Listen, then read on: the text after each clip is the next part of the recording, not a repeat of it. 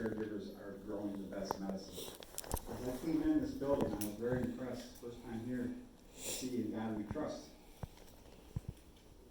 I believe that God gave us this plant. And I do believe politics and all kinds of things that cause it to you run out of Dodge. But I truly believe it was a medicine for over 2,000 years. And I believe now more than anything, it's a medicine for people that have all kinds of, my dad's 88 years old. He would never smoke. I'll tell you what, he sure likes the topical lotions. He sure loves the CBD oil. He falls 3 times a week at 88. Couldn't do it without it. I'm going to tell you that right now. Our biggest market is seasoned citizens. They have the arthritis, they have the ills, they have all the problems. This is unbelievable medicine for them. One other quick note. We used to hear for years that cannabis was a gateway to other drugs. I've never done cocaine. I've never done any of those other gateways. And I can tell you right now, after studies by universities, this is the only thing that gets people off of oxy. This is the only thing that gets people away from narco, Vicodin. This is a drug that will help people off of those addictions. It also been found to help people that have alcohol issues. If they was to replace this with alcohol, they wouldn't have the same amount of alcohol issues. But anyway, that's my feeling. I believe in this. I don't give a crap about recreation. I care about medicine. And this is medicine. I can't even tell you of the thousands of people that I've treated. Thousands of people that we've helped. Thank you. Thank you, Robert. Next. How's it going, guys? Jason, I live up north. I'm going through, it says on number 6, first page, the hours of operation are only allowed from 9 to 9. I think we should strike that. 9 to 9 is, I mean, it's not a business, but I understand somebody doesn't want you out, but I think a normal noise ordinance, you're allowed to like play music till like 10 o'clock. So if you're not like making a lot of terrible racket, I think saying that you can only water your plants or cut them down between 9 and 9, that's really restrictive. So you might want to look at possibly cutting that out. And then cannot be on the second page, cannot be located on the property described in a condominium, master deed, platted subdivision, or planned unit development. That pretty much would disqualify anyone from growing any weed in anything that's in the future for the community. That's really restrictive both on the MMA level and, you know, we did just legalize for 21 and up, so we probably should look at striking that too.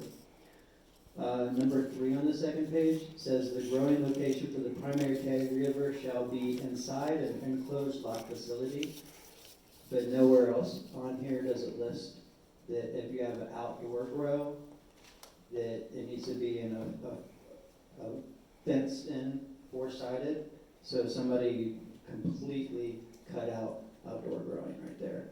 So that's going to need to be looked at. That's at number 3. That says growing location inside an enclosed facility. It doesn't give anything on this ordinance now for where we can grow outside. It says you can't have more than 200 amp service to the house. If you weld at your house and you have like a welding unit, and you like do that in your barn, you're gonna have to have more than 200 amp. If you have like a Tesla car and a couple other things, you're probably gonna be over that, so that might be a little restrictive too. I want to look at striking that. And then 7, it says when deemed necessary, it should be inspected, and it basically lists everybody that works here. That should be struck too, because you know you need a warrant to inspect somebody's house. And with this not being an occupation or a business, you know, that would be like an invasion of our privacy. So that's basically saying that if I work for the city, when you guys know under do, I can just come to your house anytime and inspect it. So I don't know if that's legal, but it just really sounds invasive. And then it says number 2 down at the bottom, The primary caregiver should provide a delivery service to qualified patients to ensure it does not change the essential character of the neighborhood, meaning it keeps people from driving to the caregiver's house and reduces traffic in and out. I think that we're restricting, like, how do we know they're there for medicine? They might have a daycare, they might just have a lot of friends and family out. It's a really fine line. And then, You're just, beyond your time, Jason. okay, thanks, guys. Thank you.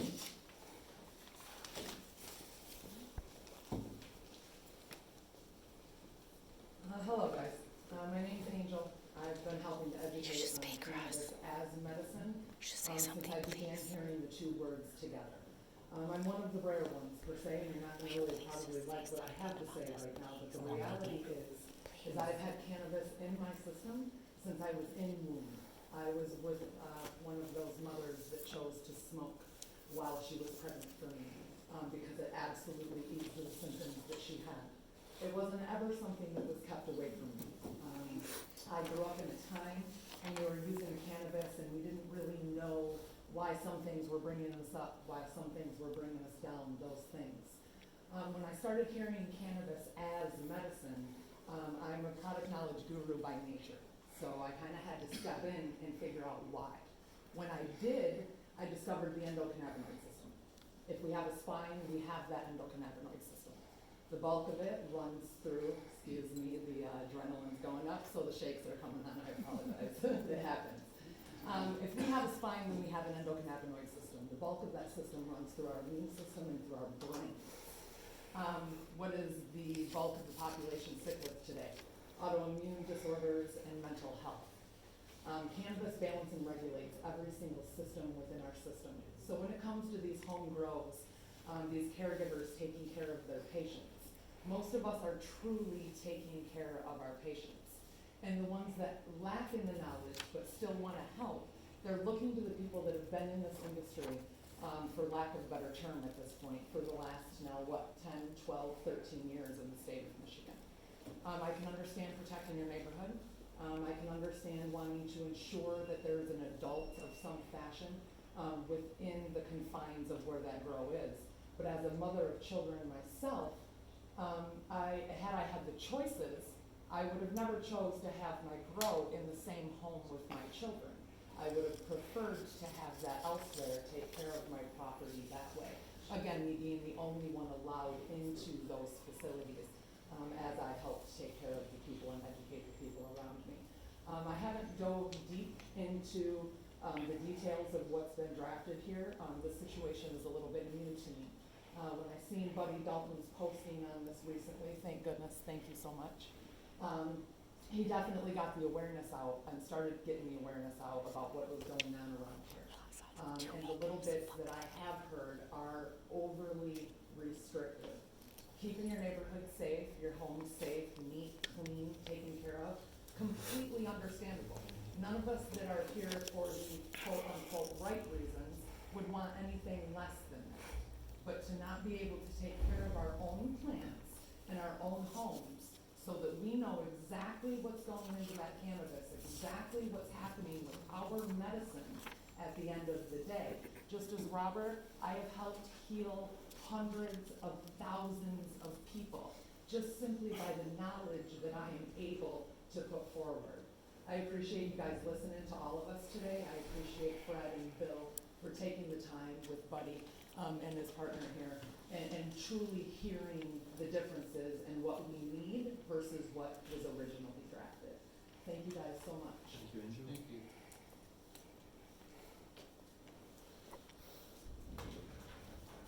Anybody else? Get up and speak.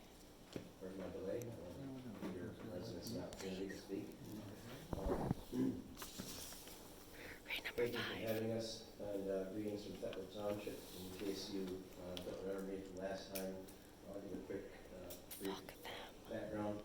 My name is Eric Owens, and I'm a township trustee in Thetford Township, as well as a planning commission official. And I was right in the middle of drafting an ordinance for my own township when I heard that you guys had drafted one for yours.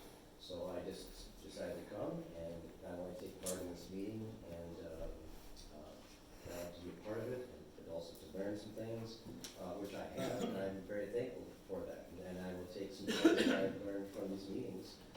and I will take them back to my own township for their benefit.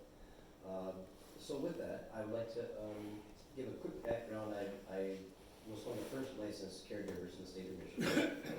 I was elected in 2012 and re-elected 2 terms since then.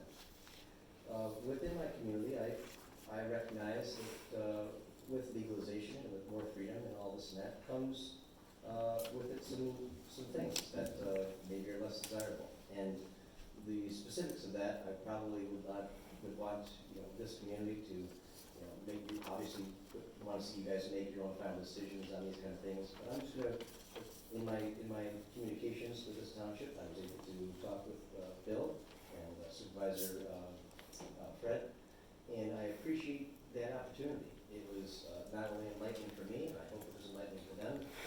We shared some valuable information back and forth. Hopefully that was brought here to you folks, and possibly some concerns, this and that. I don't really need to go into the specifics per se, because I think that your township residents, Buddy Dalton and Jen, did a good job of giving an overview of that.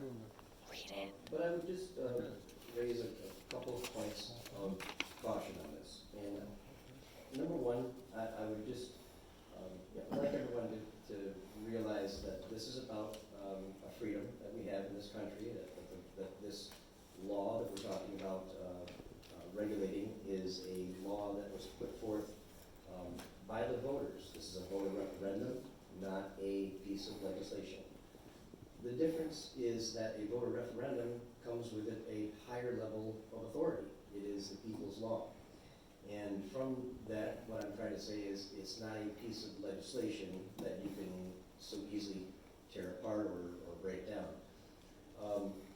With that, there comes rights, and for that, we understand that it's important to uphold those rights.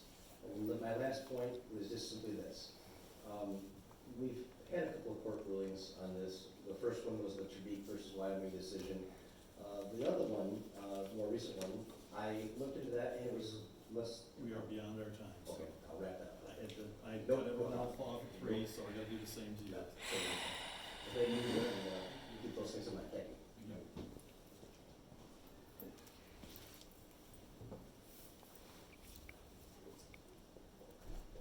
Anybody else?